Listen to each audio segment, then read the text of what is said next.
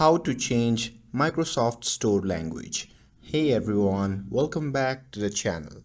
In today's video, I'll show you how to change the language of your Microsoft Store in just few easy steps.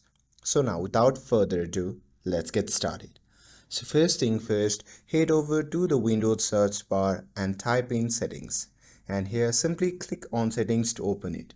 And here once you are inside the settings, on the left sidebar, you can see the option labeled as time and language. So simply click on it. And after that, simply click on language and region. And here under the language and region, you can see the option labeled as preferred language. So here you can simply click on add a language beside that option and download any language that you would like to change to.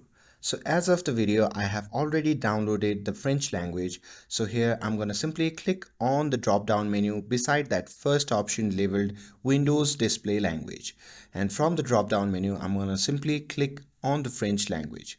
And once I have selected it, I have to simply sign out from the Windows to enable these settings. So I'm going to simply click on sign out.